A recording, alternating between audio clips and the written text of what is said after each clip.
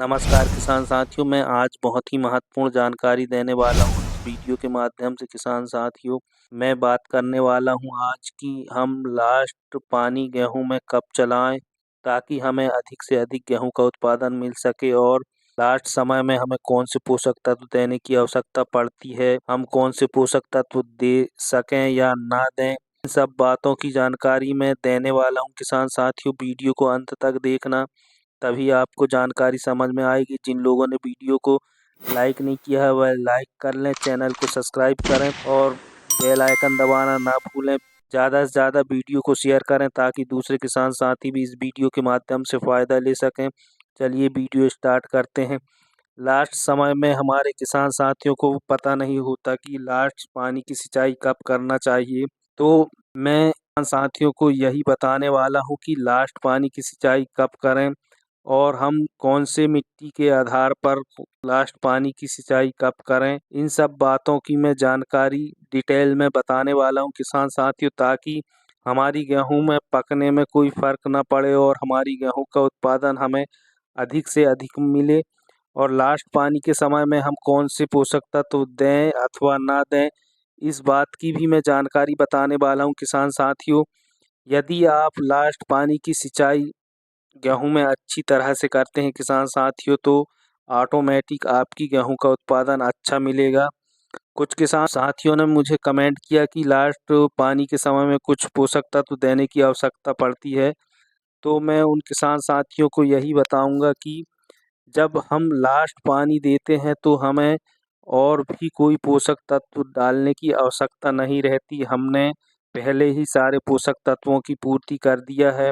कुछ लोग कहते हैं कि लास्ट समय में हम 05234 का स्प्रे कर सकते हैं या नहीं कर सकते, तो किसान साथियों को मैं यही बताऊंगा कि जब हमने पहले से ही सारे पोषक तत्व दे दिए हैं तो लास्ट पानी के समय में हमारी गेहूं के पौधे में जो जड़ें रहती हैं वो उतनी ताकतवर नहीं रहती कि हम कोई भी पोषक तत्व दें तो उनको वो अवशोषित करके और पौधे तक पहुंचाएं। इसलिए लास्ट समय में सिर्फ पानी की सिंचाई करें ताकि हमारा जो गेहूं का दाना है वो बालियों में अच्छे से विकास करे और अच्छा मोटा और चमकदार बने। इसलिए हमें लास्ट पानी के समय में हमें कोई भी पोषक तत्व देने की आवश्यकता नहीं पड़ती, सिर्फ हम पानी की सिंचाई करें।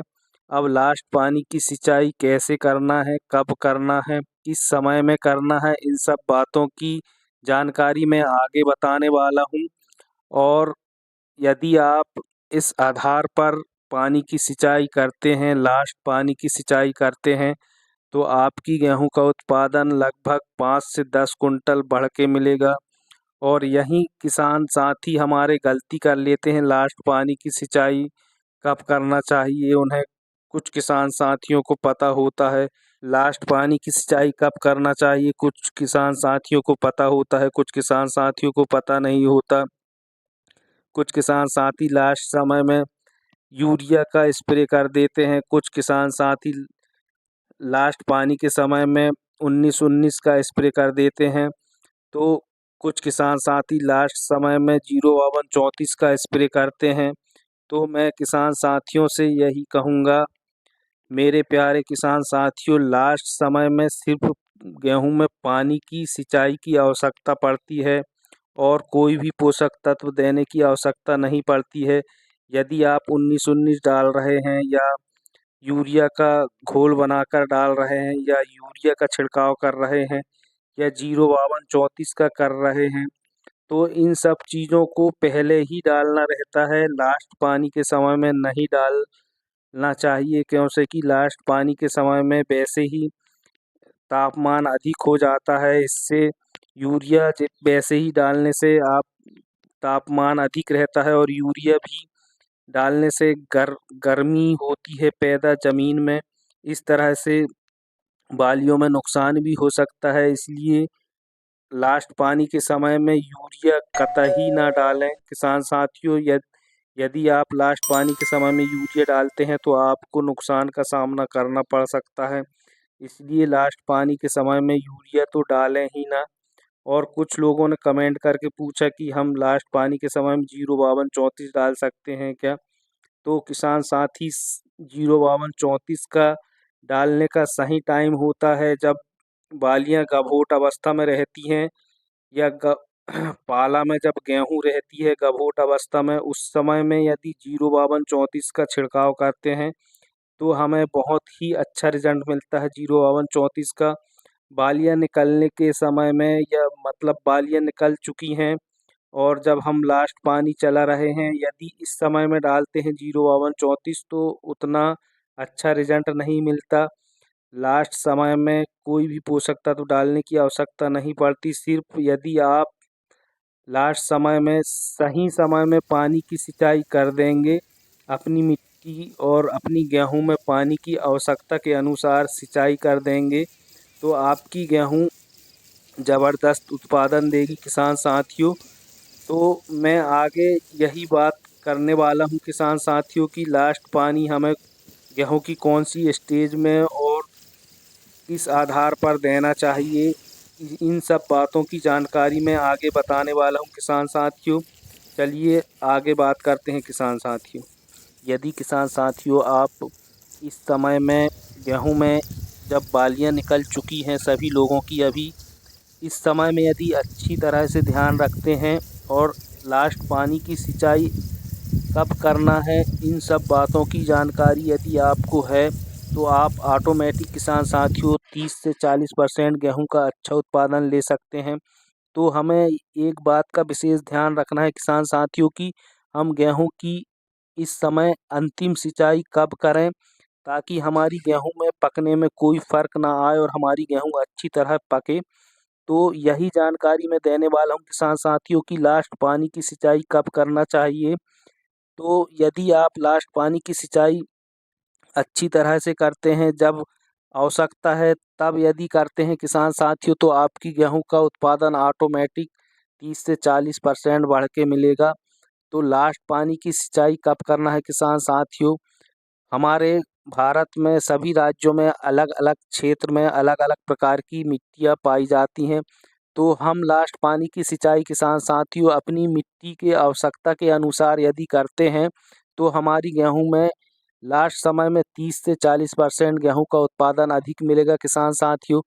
जैसे कि आप यदि रेतीली मिट्टी की बात करें किसान साथियों तो लास्ट पानी कब तक चाहिए गेहूं में रेतीली मिट्टी में किसान साथियों, तो मैं यही बताने वाला हूं कि लास्ट पानी हमारी काली मिट्टी में और भूरी मिट्टी में और रेतीली मिट्टी में कौन कौन सी अवस्थाओं में लास्ट पानी की सिंचाई कर सकते हैं।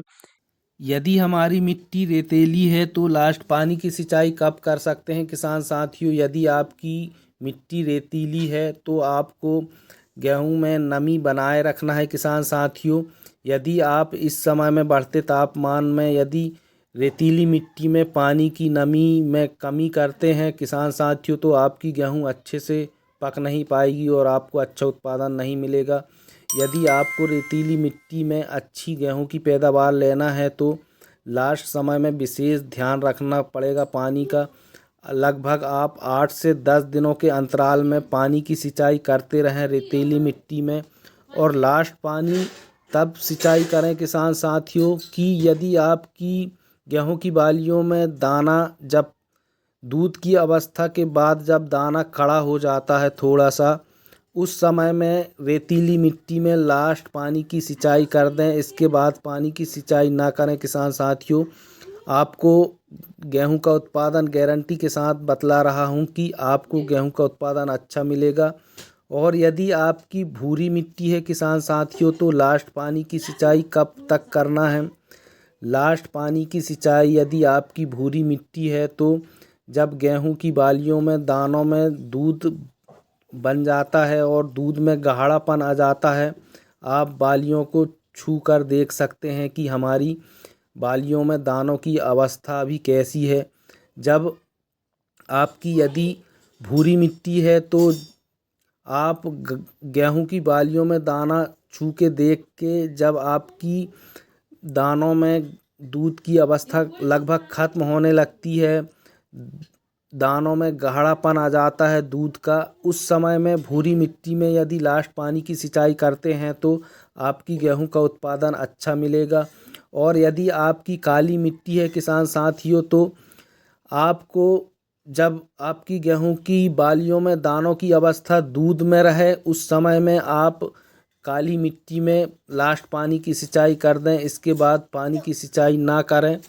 इस तरह से यदि आप अपनी ज़मीन की मिट्टी के अनुसार पानी की सिंचाई करते हैं किसान साथियों, तो आपकी गेहूं का ऑटोमेटिक 30 से 40% अधिक उत्पादन मिलेगा किसान साथियों। और इस तरह से यदि आप पानी की सिंचाई करते हैं, लास्ट पानी की सिंचाई किसान साथियों, तो आपको 100% गेहूं का उत्पादन मिलेगा और आपकी गेहूं की बालियों में अच्छे से दानों का विकास होगा, दाना मोटा बनेगा, चमकदार बनेगा और वजनदार बनेगा किसान साथियों। जानकारी कैसी लगी किसान साथियों, कमेंट करके बताएं। जिन लोगों ने वीडियो को लाइक नहीं किया वह लाइक कर लें, चैनल को सब्सक्राइब कर लें और ज़्यादा से ज़्यादा शेयर करें ताकि दूसरे किसान साथी भी इस वीडियो के माध्यम से फ़ायदा ले सकें। मिलते हैं अगले वीडियो में। नमस्कार।